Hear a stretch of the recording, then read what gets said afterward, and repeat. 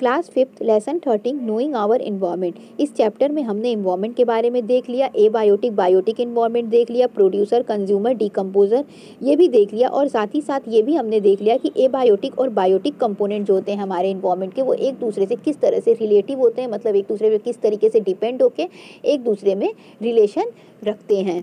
आज हम देखेंगे human being and the environment, मनुष्य और इन्वायरमेंट के बारे में, मतलब मनुष्य और पर्यावरण के बारे में हम जानेंगे। तो चलिए स्टार्ट करते हैं और जानते हैं मनुष्य और पर्यावरण के बारे में। All organism including human being depend on the environment to fulfil their need. सभी ऑर्गेनिज्म मतलब सभी जीव जंतु हैं, इंक्लूडिंग ह्यूमन बीइंग को लिए हुए, ठीक है, जितने भी जीव जंतु पाए जाते हैं साथ में ह्यूमन बीइंग भी यानी मनुष्य भी, depend on the environment to fulfil their need, अपनी ज़रूरतों को पूरा करने के लिए वह इन्वायरमेंट पे निर्भर करता है, ठीक है। हम अपनी ज़रूरत पूरा करते कहाँ से करते हैं, अपने इन्वायरमेंट से करते हैं ना। These need include basic requirement, इसमें कुछ बेसिक रिक्वायरमेंट आ सकती हैं, जो हमें नीड है उसमें बेसिक रिक्वायरमेंट आ सकती हैं, जैसे कि ऑक्सीजन का, फूड खाने का, पानी का और शेल्टर का। हमारी बेसिक रिक्वायरमेंट क्या होती है, खाना होता है, पानी होता है, ऑक्सीजन होता है और घर होता है। और ये कहाँ से फुलफिल होता है, ये हमारे इन्वायरमेंट से ही फुलफिल होता है, क्योंकि ये सब हमें हमारे इन्वायरमेंट में मिलता है।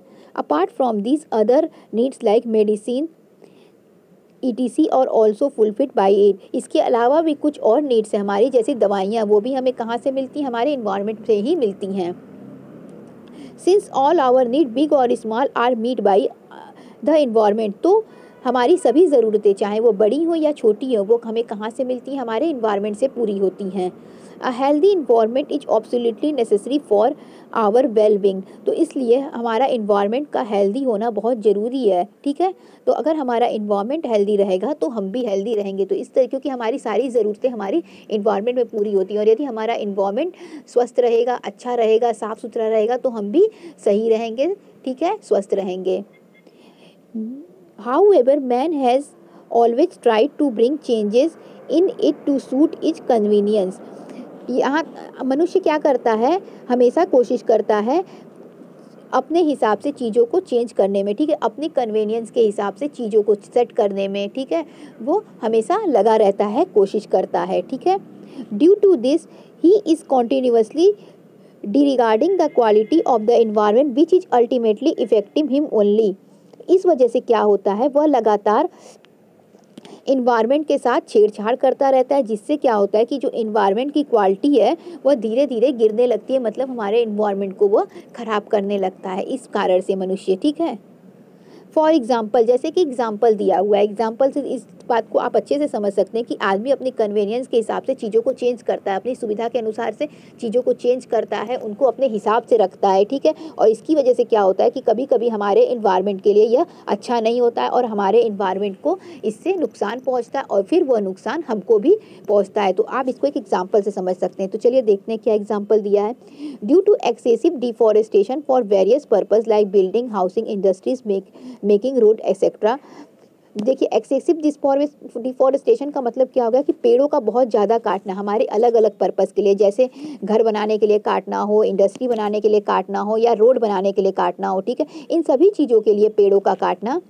Pollution is increasing day by day, इससे क्या हो रहा है कि पोल्यूशन जो है वह दिन प्रतिदिन बढ़ते चला जा रहा है, बहुत ज़्यादा पेड़ की कटाई हो रही है, ठीक है। तो हमारे पर्पस के लिए, घर बनाने के लिए हो रहा है, इंडस्ट्री बनाने के लिए हो रहा हो, रोड को बनाने के लिए पेड़ों की जो कटाई हो रही है उसकी वजह से प्रदूषण जो है लगातार बढ़ता जा रहा है। This is leading to increase to severe health problem many of which are fatal. इसकी वजह से क्या हो रहा है, बहुत सारे हेल्थ इशू भी हो रहे हैं, हेल्थ प्रॉब्लम भी हो रहे हैं, कई सारी बीमारियां भी हो रही हैं। Due to an ever increasing human population, man interface with nature and also interference with nature has also increased.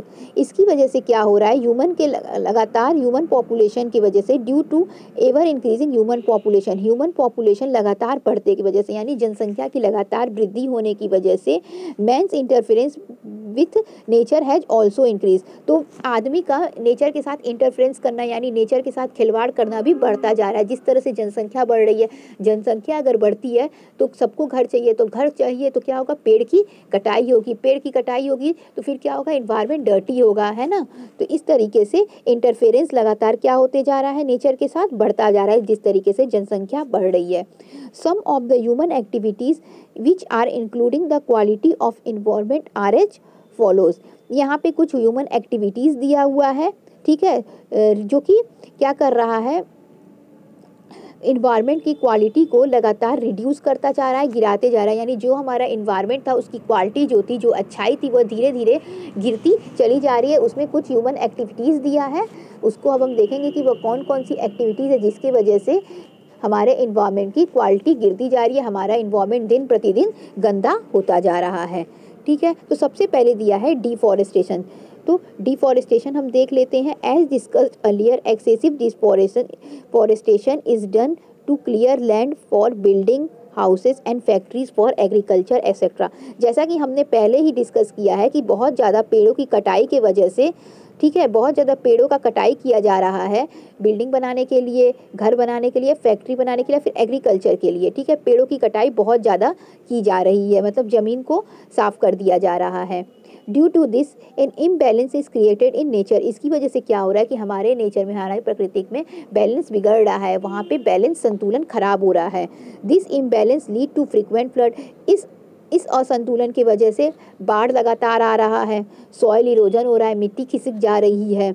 Increase in pollution बढ़ रहा है, ठीक है, प्रदूषण बहुत बढ़ जा रहा है।